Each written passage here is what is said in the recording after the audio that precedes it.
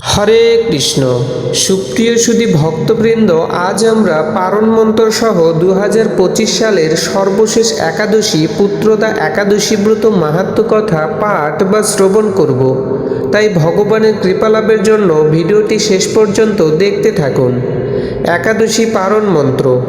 অজ্ঞান তিমিরান্ধস্য ব্রতে নানেন কেশব প্রসিদ সম্মুখনাথ জ্ঞান দৃষ্টি প্রদ ভব।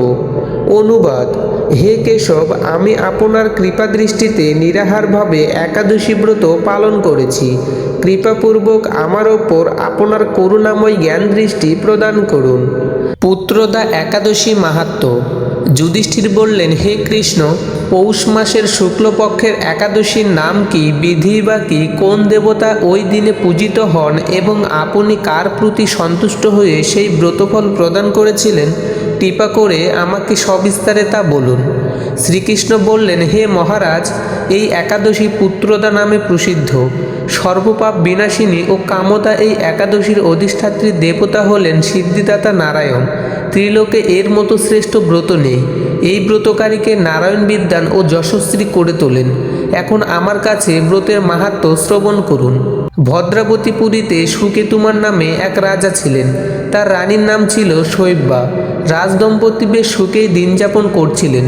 বংশ রক্ষার জন্য বহুদিন ধরে ধর্মকর্মের অনুষ্ঠান করেও যখন পুত্র লাভ হলো না, তখন রাজা দুশ্চিন্তায় কাতর হয়ে পড়লেন। তাই সকল ঐশ্বর্যবান হয়েও পুত্রহীন রাজার মনে কোনো সুখ ছিল না। তিনি ভাবতেন, পুত্রহীনের জন্ম বৃথা ও গৃহশূন্য। পিতৃদেব মনুষ্যলোকের কাছে যে ঋণ শাস্ত্রে উল্লেখ আছে তা পুত্র বিনা পরিশোধ হয় না।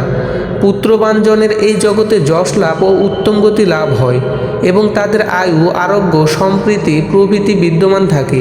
নানা দুশ্চিন্তাগ্রস্ত রাজা আত্মহত্যা করবেন বলে স্থির করলেন, কিন্তু পরে বিচার করে দেখলেন আত্মহত্যা মহাপাপ।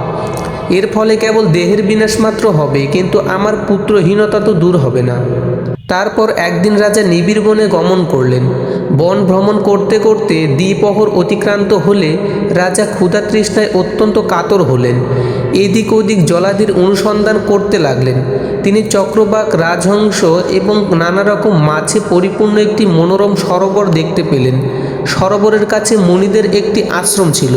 তিনি সেখানে উপস্থিত হলেন। সরোবর তীরে মুনিগণ বেদপাঠ করছিলেন। মুনিবৃন্দের শ্রীচরণে তিনি দণ্ডবত প্রণাম করলেন। মুনিগণ রাজাকে বললেন, হে মহারাজ, আমরা আপনার প্রতি সন্তুষ্ট হয়েছি।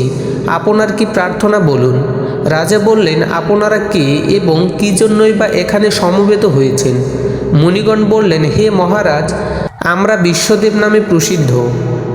এই সরোবরে স্নান করতে এসেছি। আজ থেকে 5 দিন পরেই মাঘ মাস আরম্ভ হবে।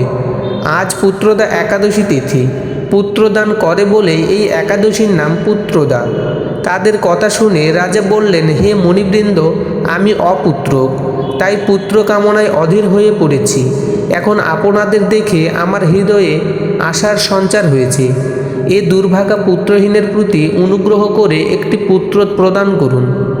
মুনিগণ বললেন, হে মহারাজ, আজ সেই পুত্রদা একাদশী তিথি, তাই এখনই আপনি এই ব্রত পালন করুন। ভগবান শ্রী কেশবের অনুগ্রহে অবশ্যই আপনার পুত্র লাভ হবে। মুনিদের কথা শোনার পর যথাবিধানে রাজা কেবল ফলমূলাদি আহার করে সেই ব্রত অনুষ্ঠান করলেন। দ্বাদশী দিনে উপযুক্ত সময়ে শস্যাদি সহযোগে পালন করলেন। মুনিদের প্রণাম নিবেদন করে নিজ গৃহে ফিরে গেলেন। ব্রত প্রভাবে রাজার যথাসময়ে একটি তেজস্বী পুত্র লাভ হলো। হে মহারাজ, এই ব্রত সকলেরই পালন করা কর্তব্য। মানব কল্যাণ কামনায় আপনার কাছে আমি এই ব্রত কথা বর্ণনা করলাম। নিষ্ঠা সহকারে যারা এই পুত্রদা একাদশী ব্রত পালন করবে, তারা পুত নামক নরক থেকে পরিত্রাণ লাভ করবে। আর এই ব্রত কথা শ্রবণ কীর্তনে অগ্নিষ্টম যজ্ঞের ফল পাওয়া যায়। ব্রহ্মাণ্ড পুরাণে এই মাহাত্ম্য বর্ণনা করা হয়েছে। হরে কৃষ্ণ। সুপ্রিয় সুধী ভক্তবৃন্দ, এরকম আরও ভিডিও পেতে চ্যানেলটি সাবস্ক্রাইব করে পাশে থাকুন।